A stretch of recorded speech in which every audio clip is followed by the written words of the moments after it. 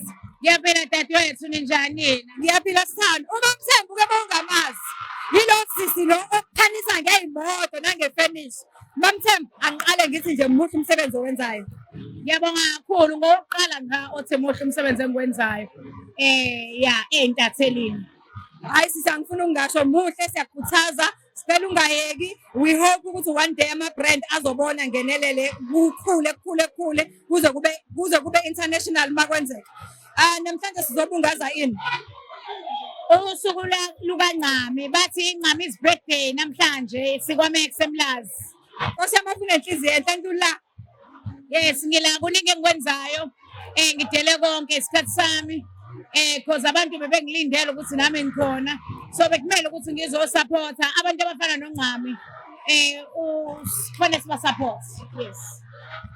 Mamthembu, November it's a National Awareness Disability Month. Abantu abaningi abakwazi lokhu and ngiyakhuthaza la kwi-podcast ukuthi abafundiseke abantu ngezimo abantu abaphila ngaphansi kwazo. Omunye umuntu umbona efana noZandile kanti inkinga ikhona kodwa ngeke uyibone ngoba uphatheke kahle.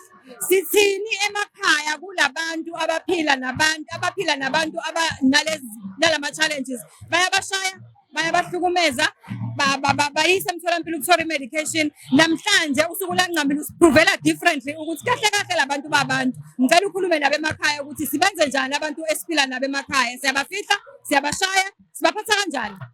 Asibathande, asibanakekele, asibaprotect, asibavikele. Ngoba izwe linjena nje asikhulume mhlawumbe kulinganisa mhlawumbe ngoNcami. uNcami uyabonakala ukuthi akusiyena umuntu ohlanyayo okhubazeke emqondweni. uNcami uyaphila mhlawumbe wamoshwa into ayithatha ayithola yabo angazi watholani.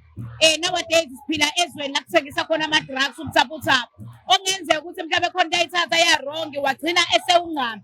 Kodwa uNcami uyambona noma umbona ukuthi no man lo muntu uma ngingamnika imali ngithi akayisitolo yothenga ngathenga into eziklasi because it's not like imbangabe ubona uNcami kufanele ugqoke ngazathi umuntu ongekho right.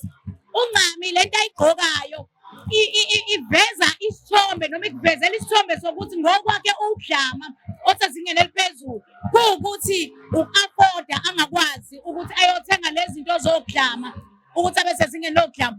So uma umbona sehlanganisileke wahlanganisa ama-hairstyle kodwa uma ungamnikeza imali uthi akayokwenza i-hairstyle esaluni ngeke ayenze lento uNcami ayifakile. Mina ngizothi abasupportwe bese siphinde si-understand ukuthi abanye baphazamisekile abazenzanga kunesimo behind